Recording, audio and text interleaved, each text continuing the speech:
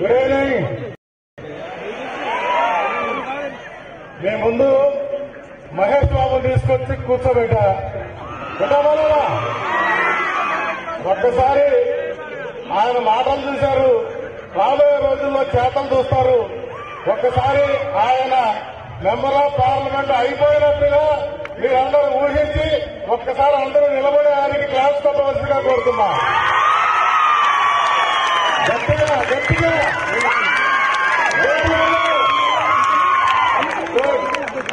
ఒక 2 నిమిషాలు మాట్లాడుతాం. మై డియర్ ఫ్రెండ్స్, మీరు రాబోయే రోజుల్లో మీరు ఇండియా టుడే లాంటి మ్యాగజైన్ చూడండి.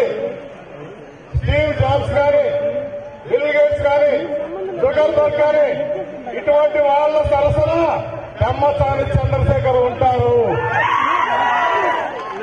ఆయన ఇప్పటిదాకా ఎన్ని పెట్టారో మనకు తెలియదు, కానీ ఇంకా కొత్త కొత్త స్టార్టప్ కంపెనీలు పెట్టి మీలాంటి వేలాది మంది స్టూడెంట్స్ కి ఉపాధి అవకాశాలు కల్పిస్తారని నాకైతే మాత్రం ఆయన మాటల్లో అనిపిస్తుంది. ఇందాక మన మిత్రులు ఒకరు అడిగారు 5 సంవత్సరాల తర్వాత కనిపిస్తారు మళ్ళా అని. కానీ ఈయన మాటలు 30 సంవత్సరాలు దాటిపోయింది. ఎప్పుడు జనాల నుంచే మొదలు పెట్టారు. నేను 30 సంవత్సరాలు ఇక్కడే ఉంటానని చెప్పారు.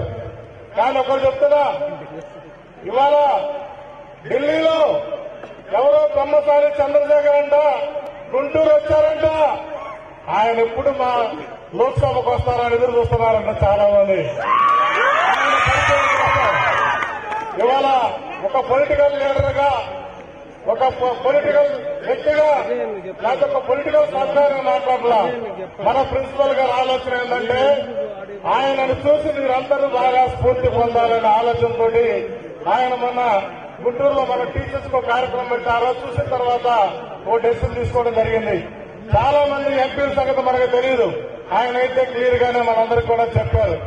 నేనేమంటున్నానంటే ఇవాళ చాలా మంది కూడా ముందు తరం గురించి ఎవరు ఆలోచించట్లేదు.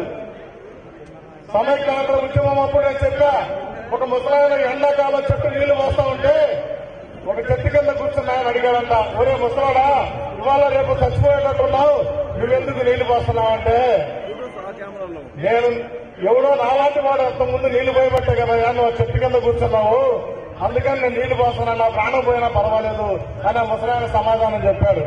అంటే ముందు తరాల గురించి ఆలోచించమన్నాం. ఈ రోజు ఆయన రాబోయేటువంటి 100 సంవత్సరాల గురించి ఆలోచిస్తున్నారు. మనం ఆయన అభినందించాలి.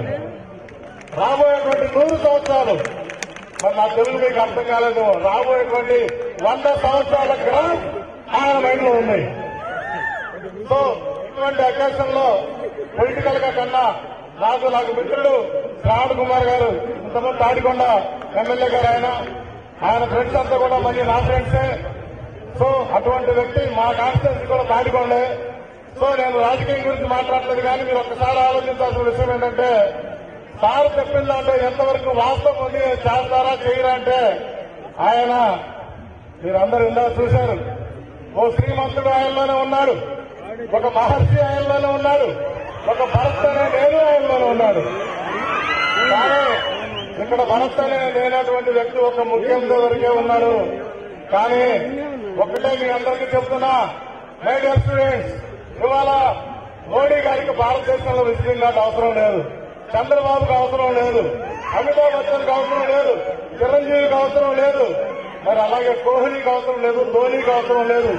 రాబోయే రోజుల్లో పొలిటికల్ ఎంపీగా ఈయనకు విజిటింగ్ కార్డు అవసరం లేనటువంటి ఎంపీగా ఈ దేశంలో పేరు తెచ్చుకుంటారనేటువంటి ఒక ఆలోచనతో నాకుంది. సో మీ అందరూ కూడా ఓటు హక్కుని ఎలా వినియోగించుకోవాలో కూడా తెలుసుకుని 18 సంవత్సరాల వయసు వచ్చినటువంటి వాళ్ళందరూ కూడా విఘ్నులైనటువంటి విజ్ఞానవంతులైన వాళ్ళు నడుపుకునేటువంటి ప్రయత్నంలో మీరందరూ చాలా తెలివిగా ఉండాలి, చాలా మెలకుగా ఉండాలి, చాలా జాగ్రత్తగా ఉండాలి. సార్ చెప్పింది అదే ఇప్పటిదాకా.